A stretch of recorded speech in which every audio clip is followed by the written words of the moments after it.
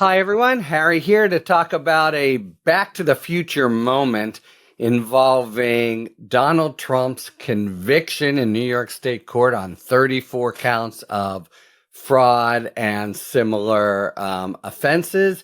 He has continued to press on, indefatigably wanting to remove this scarlet letter, which labels him the only the only president ever to have criminal convictions. So he's pressing on in two different forums. And this kind of tells you, the laws of justice grind slowly. And it's something that we learned all during Trump 1.0. When will they get to it? How long will it take, etc.? But left to its own devices, legal cases take a long time to work out, including in their aftermath. So recall, Trump is convicted on these 34 counts, and then he is elected president. And there's a whole bunch of skirmishing in the court where he was elected, trying to get it all wiped out. And the judge there, Justice Juan Merchan, eventually decides that the conviction should stand, but with essentially no penalty. And that was a way, I think, of keeping the main point, not wiping out the fact of the election, but not getting into this whole entanglement of, do you sentence a president while he's in office and the like. That actual opinion and the affirmance of the conviction, Trump is appealing on the New York courts. At the same time, he's doing an appeal of a particular issue in the federal courts, and that's what we got our Back to the Future look at today.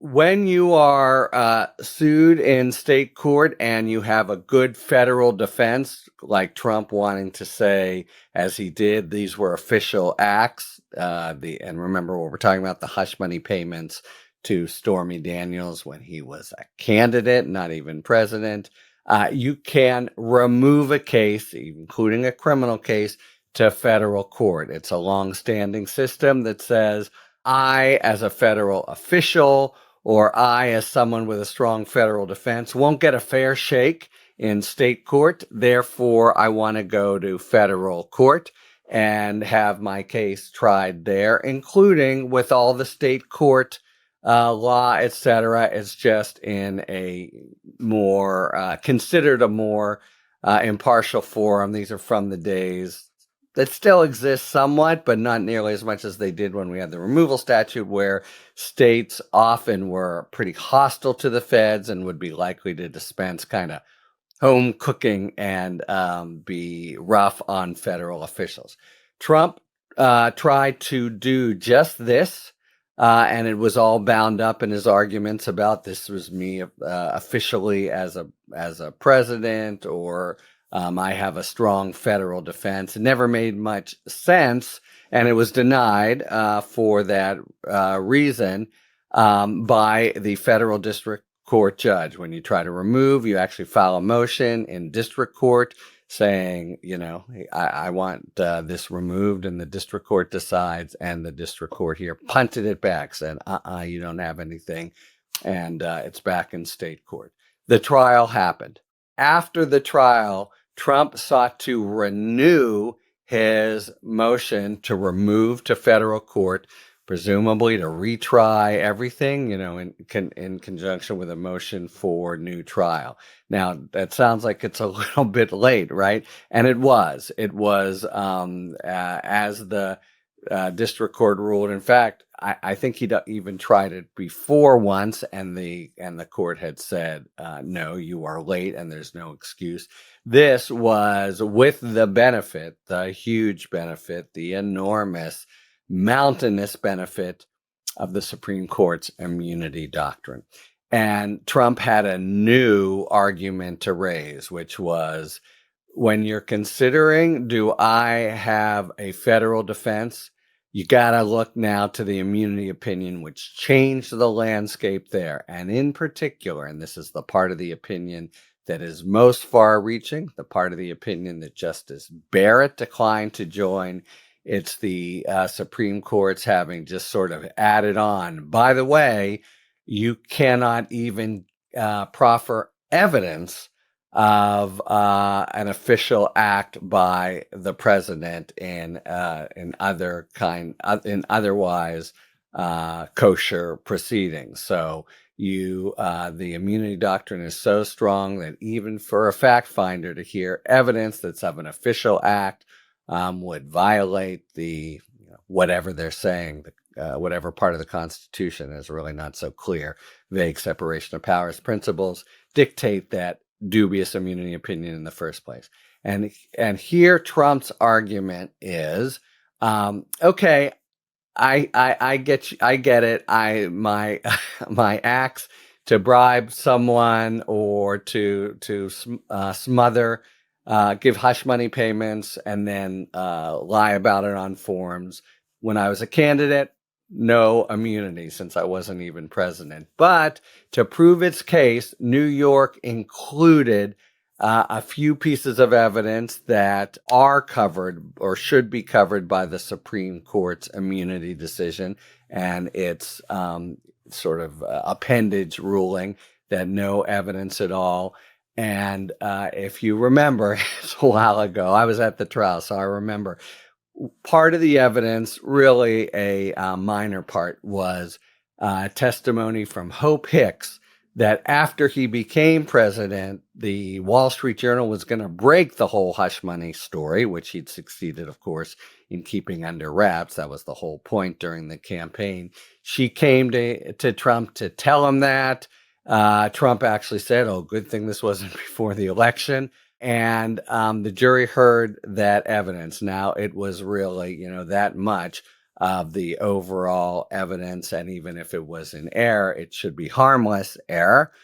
But that is his argument that after the immunity opinion, that evidence shouldn't have been submitted to them.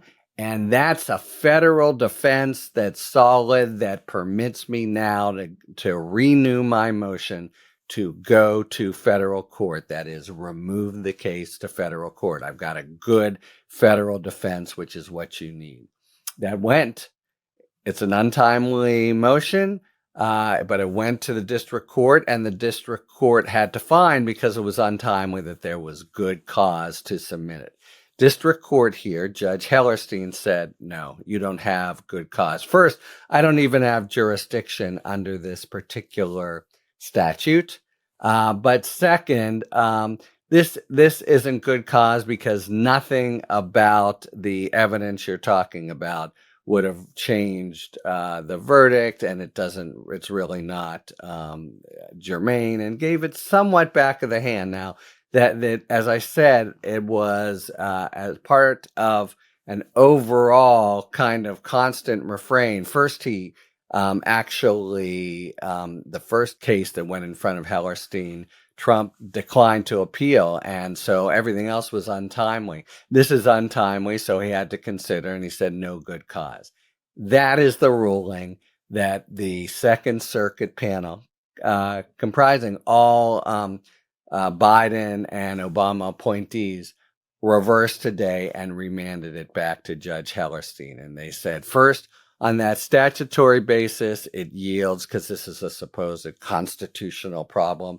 And then second, and it's a pretty kind of wan, unforceful opinion, but it says, now that we look at it, we're not quite sure that the district court really looked into the good cause requirements sort of closely enough, and in particular that it considered the Hope Hicks testimony. And it's true that Hellerstein was somewhat dismissive at that point, although it's not clear that means he didn't consider it when he said no good cause. But they basically say it could be good cause. We'll leave it to the district court to decide, but it could be good cause, that this aspect of the immunity opinion. And it could be good cause. It certainly seems to count as something that Trump couldn't have anticipated. That's part of good cause as well. But would it really matter? We're just not convinced, said the Second Circuit, that Hellerstein really thought about that. So we remand to him. A little bit odd, kind of keeps it alive and basically gives Hellerstein and Trump, of course, another chance to actually, make the case for removal, after which so much more would still have to happen. Notwithstanding, of course, Trump takes this and trumpets it to the skies, saying that I'm continues to win his fight against radical Democrat lawfare.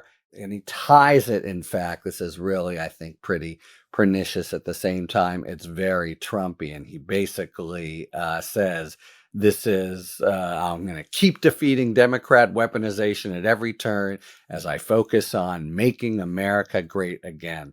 So a classic kind of my battle is your battle to make America great again. So there you have it. This sort of interminable proceeding is just a little procedural way station, but back to the district court. Should he be able to remove? We're not saying he should. We're just not sure you considered it well enough. And if he is, then there still would be much more to come. And that's just on the federal side, not, as I say, on the direct appeal on the New York side. So, we're going to be untangling this mess for a long time past his presidency, unless he becomes a dictator for life. And he will continue to use it, distort it as somehow his doing battle for the American people to make America great again. That's what we've inherited in the Trump era 2.0. Talk to you later. Thanks for tuning in. If you enjoyed this video and other Talking Feds content, please take a second to like and subscribe. Talk to you later.